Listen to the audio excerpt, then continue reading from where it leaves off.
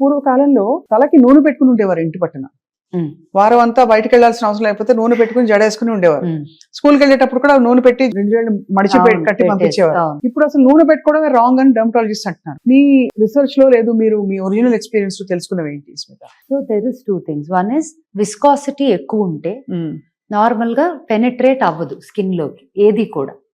Beat oil, be it ఏదైనా thick గా ఉండేవి కొంచెం పెనిట్రేషన్ తక్కువ ఉంటాయి because in your layers of the skin or the scalp అని. But however oil is not only, అంటే డిపెండ్స్ ఆన్ ఇంగ్రీడియంట్స్ కదా, ఎంత డీప్ గా వెళ్ళింది. ఇప్పుడు హెయిర్ లాస్ కి కొన్ని మినాక్సిడిల్స్ అని అవి ఇవి చాలా వాడతారు కదా. So those are more of వాడినన్నాళ్ళు హెల్ప్ అవుతుంది. మానేస్తే మళ్ళీ వాళ్ళే చెప్తారు if you don't use it again it will come back to original అని. నాకు ఎలా ఉంటుందంటే ఫస్ట్ ఆఫ్ ఆల్ నేను ఆయిల్ అసలు ఎందుకు వాడినంటే నాకు చాలా స్ట్రైట్ హెయిర్.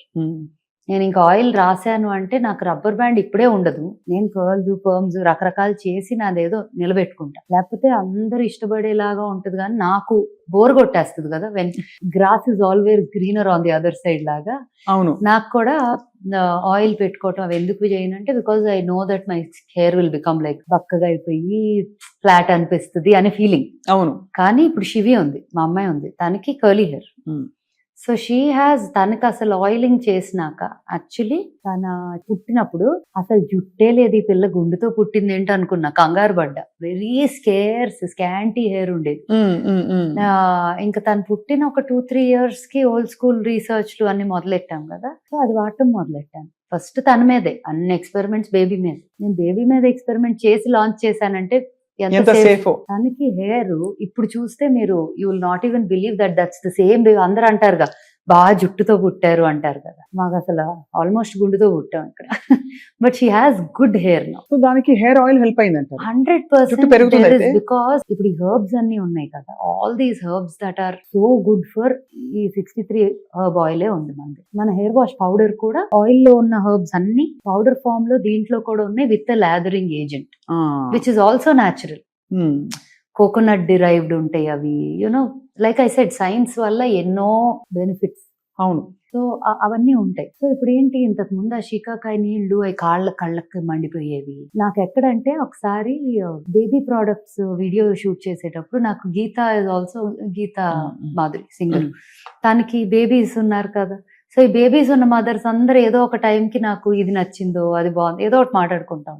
నాకు ఒక వీడియో కావాలి బుడ్డోడితో చేద్దామని అడిగితే షీ కేమ్ హోమ్. ఒక రోజు షార్ట్ అనమాట, చక్కగా పడుకోబెట్టి లేపి తీసుకొచ్చింది. హెయిర్ వాష్ పౌడర్ ఇంకా పూర్తిగా లాంచ్ కూడా చేయలేదు కానీ రెడీగా ఉంది. అక్క వాడేద్దాం అక్క. అమ్మో కళ్ళు మండుతాయేమో నాకు టెన్షన్. తను టకటక రుద్దేసింది, వాడేసింది. అసలు ఏమీ లేదు, ప్రశాంతంగా ఉన్నాడు, హ్యాపీగా పడుకున్నాడు కారెక్కి. సో యూనో నేను భయపడతా కానీ పర్వాలేదా ఓకేనా అని. బట్ ఎవరికి when things are clean and pure unless you have an unusual allergy ఉంటే తప్ప ఎటువంటి ఇబ్బంది ఉండదు. అలా అని పాత షీకాకాయ వాడితే కళ్ళల్లో పడి మంటలు వచ్చి రాక అంతేగా ఇవన్నిటికీ ఆ ఎఫెక్ట్స్ ఉన్నాయి. అండ్ నురుగు రాదు.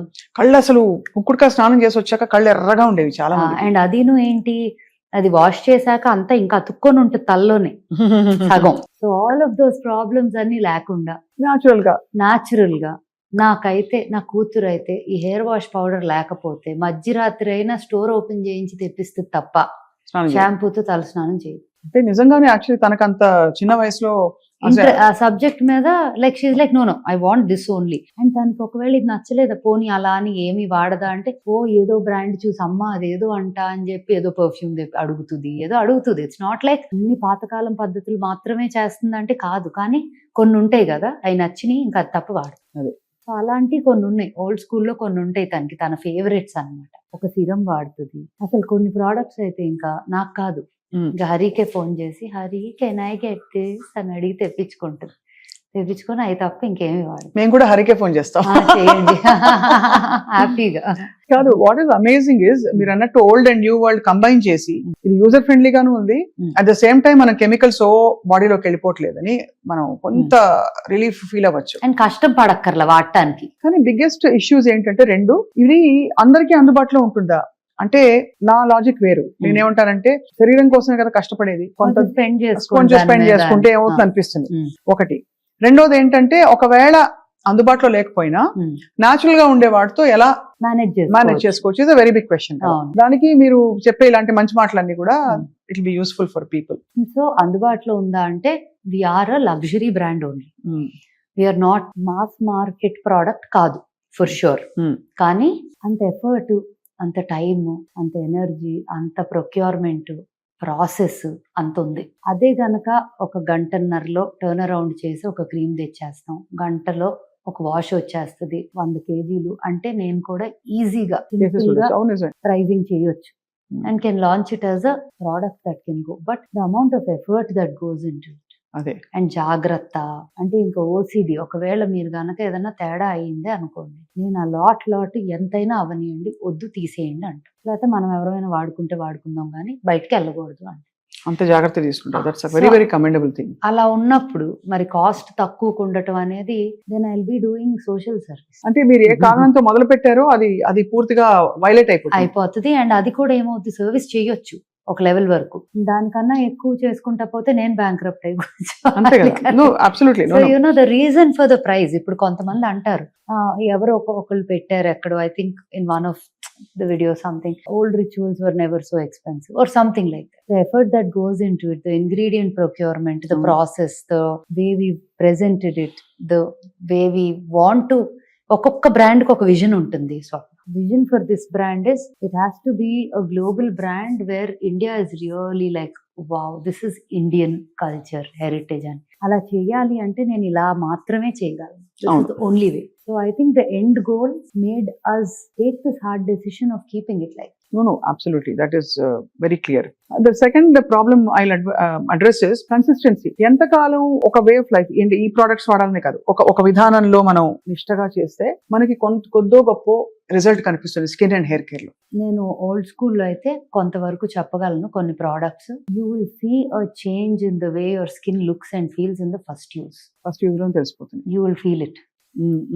So definitely in the first use. ఇప్పుడు నాకు అది ఫస్ట్ యూజ్ లో డిఫరెన్స్ రాకపోతే నేను అసలు లాంచ్ చేయి చాలా products. Face wash powder was one of those for me. ఎర్రచందనము, సినిమన్ ఆరెంజెస్ ఒకటి అండ్ ఇండియన్ స్పైసెస్. మా పుష్ప పౌడర్ ఎర్రచందనం. యా. సో అదేంటంటే ఆ రోజు ల్యాబ్ లో కూర్చొని ఒక్కసారి ఇది ఇవ్వండి, ఒక్కసారి ఇది ఇవ్వండి, ఇది ఇవ్వండి అని చెప్పి tried and mixed everything. I said balance the essential oils, ingredients, all of that, grinded them, powdered them. నా అంతటి నేను అక్కడ ట్రై చేసి ఇది నాకు చాలా నచ్చింది, ఇది కావాలి, ఇంత క్వాంటిటీ చేసి ఇదే శాంపిల్ పంపాలి. సో దాన్ని 10 మంది వాడాము. లైక్ ఎవరికి వద్దపోయినా నాకు కావాలి, నేను ఇది లాంచ్ చేసుకుంటున్నా, అలా మొదలైంది. అలా ఆల్మోస్ట్ ప్రతి ప్రోడక్ట్, కొన్ని అయితే కూర్చొని తింటారు చాలా మంది. అలా